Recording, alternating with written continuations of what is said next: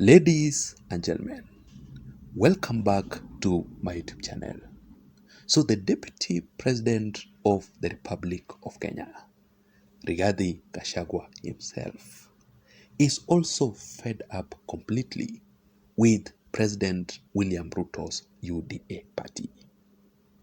Rigathi Gachagua is finally giving up the UDA party leadership, and already the DP is forming a new political party together with the former Nyeri MP, Ngunjiri Wambugu himself.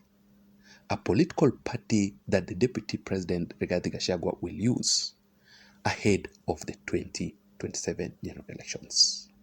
An article from The Nation explains all this very, very well.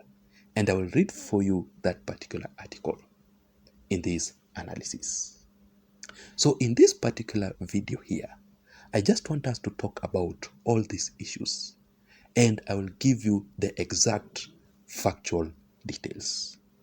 But of course, before we begin, if you are listening to me and you haven't subscribed, I want you to take 1 second or two and subscribe to this channel for you to be able to receive more political updates from this channel. You can also give this video a like so that YouTube can recommend this video in particular and this entire channel to reach out to others, because I believe that is the only way that we can improve this channel to grow. So to my returning subscribers who are listening to me, I want to appreciate you for your continued support.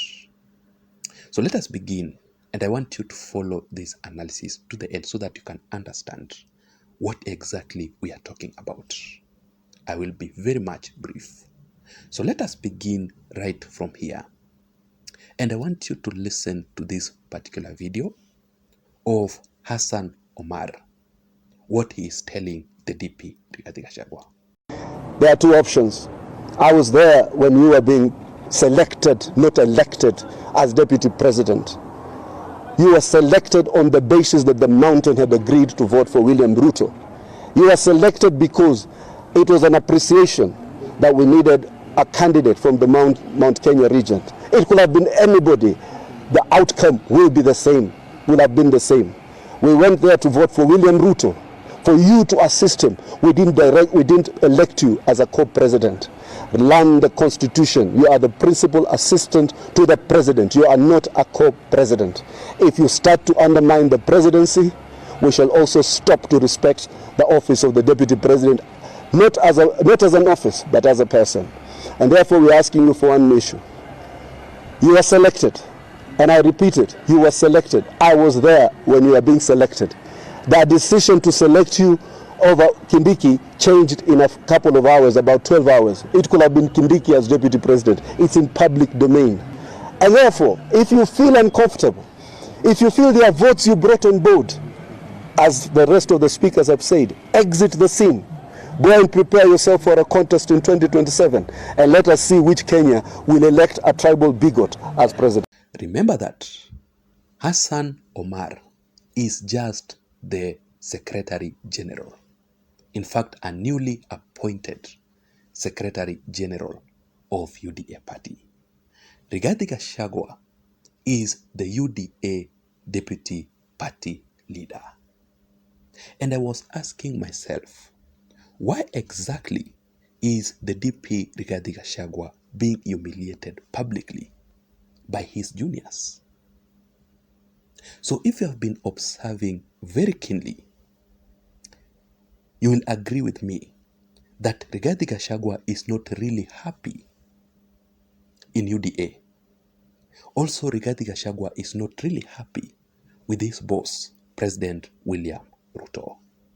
In fact, the current political relationship between President William Ruto and his DP, Rigathi Gachagua, ahead of the 2027 general elections is just complicated.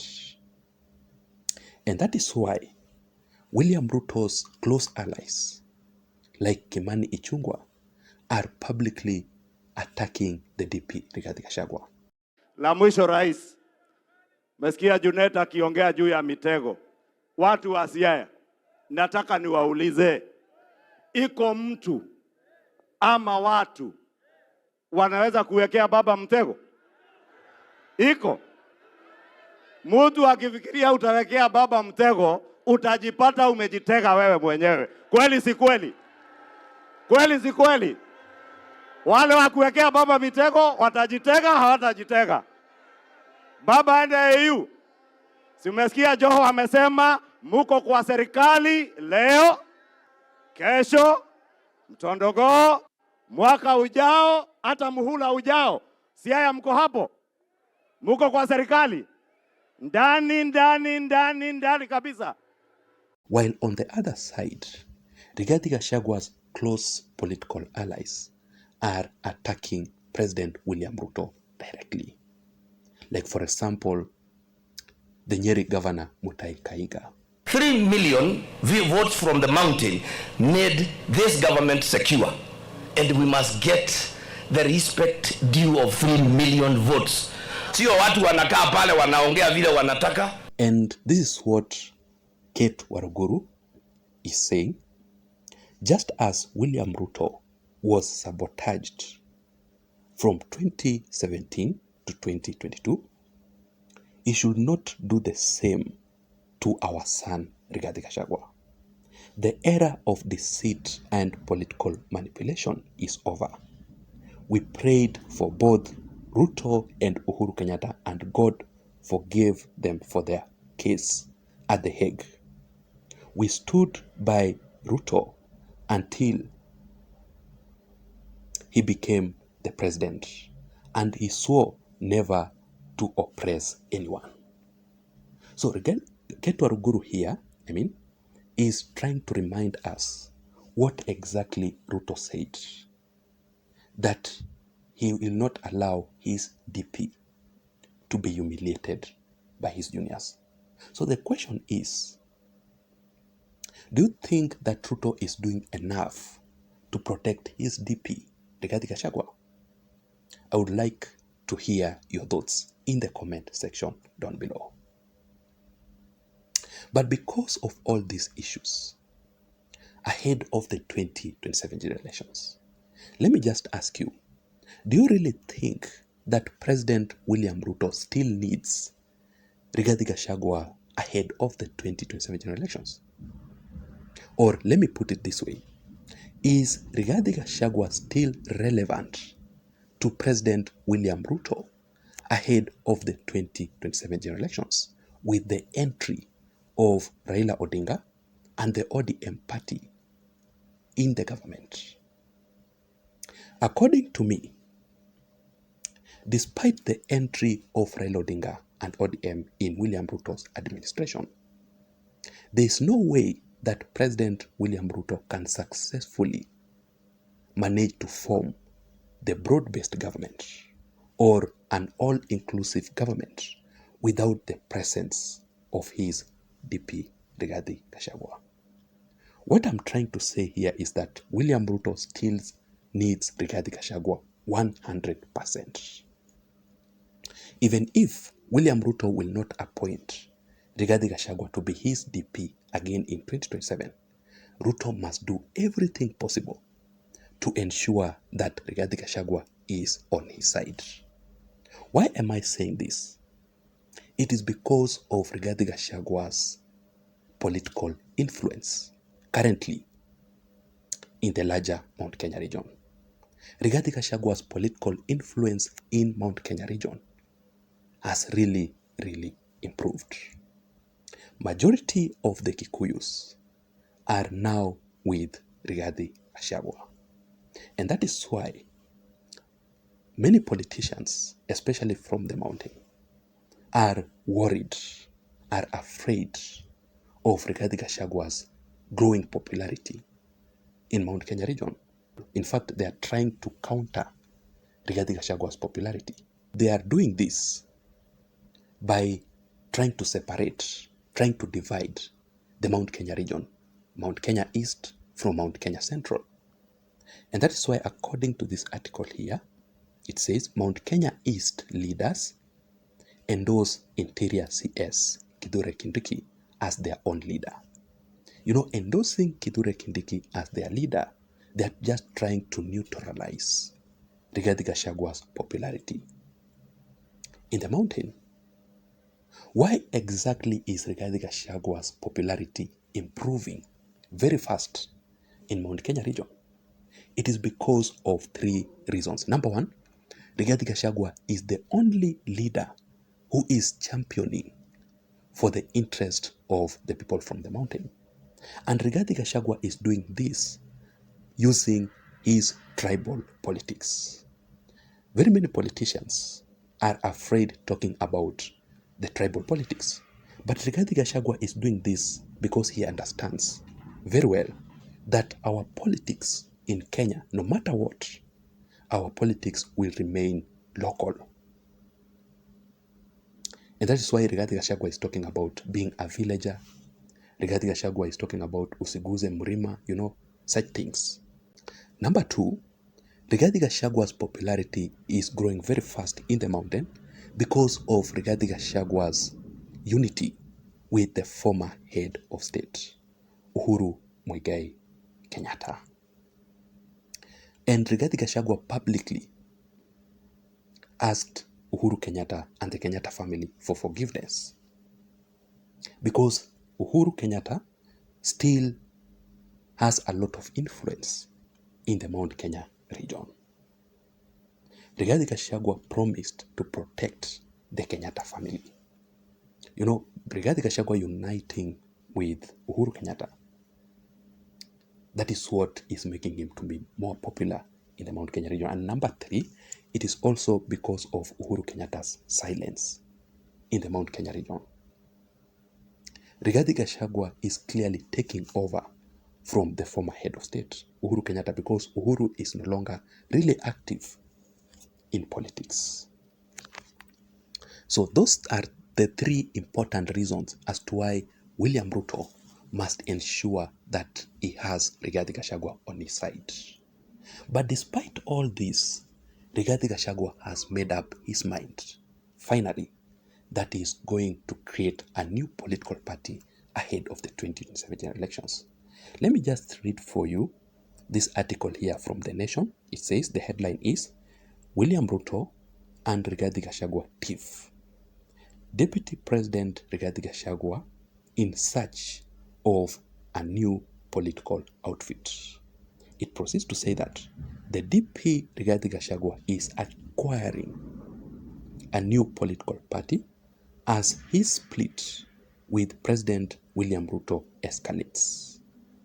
Nation has established that Mr. Rigathi Gachagua is also actively engaging officials of New Democrats as he scouts for an option away from President William Ruto's UDA party. So let me ask you, do you really think that Rigathi Gachagua's exit from UDA is a good move? Do you support this? As for me, I would really want to see Rigathi Gachagua together with William Ruto in the same political party in UDA. That is my opinion. But I would really want to hear from you. But you may be asking yourself, why exactly is Rigathi Gachagua making this particular decision at this time? First of all, it is because of President William Ruto's broad-based government. And I think that Ruto's broad-based government is a disadvantage to Rigathi Gachagua. Why am I saying this? Rigathi Gachagua fears that with the formation of the broad-based government, President William Ruto might not appoint him as his DP in 2027.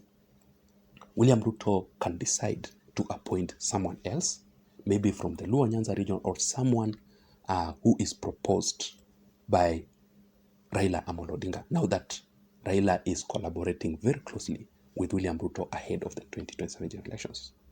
Number two, it is because of Raila Odinga entry into the government together with the ODM party. Rigathi Gachagua is not really comfortable with Raila Odinga's entry into the government. But the truth of the matter is that there is this strange handshake between Ruto and Raila Odinga.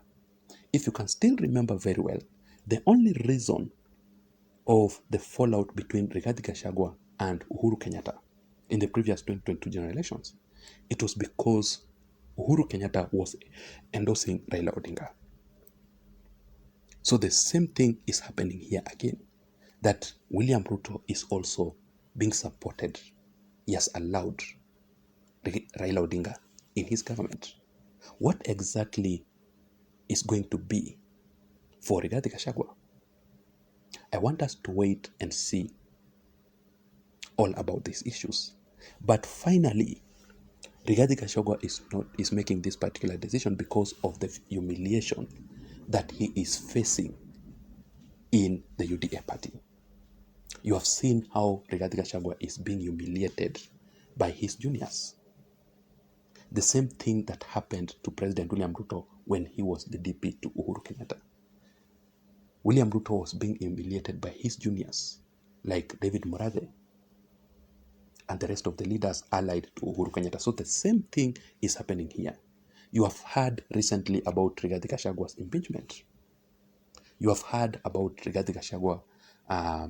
There are some leaders who are trying to remove Rigathi Gachagua as the UDA deputy party leader.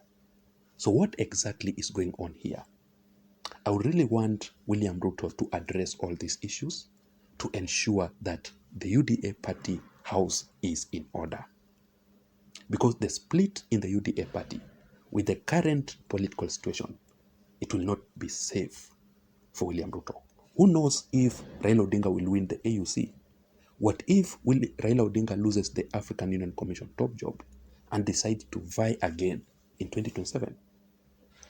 For what I really know is that Raila Odinga is the only political challenger of William Ruto. So it can be a disadvantage to William Ruto if Raila Odinga will lose the African Union Commission top job. So no matter what, William Ruto still needs Rigathi Gachagua. He still needs the Mount Kenya region. I want to know your thoughts and your opinions in the comment section down below. Otherwise, I don't have much. Let me see you again in my next video analysis. Remember, my name is Jason. Bye-bye and have a good night. Thank you. See you again.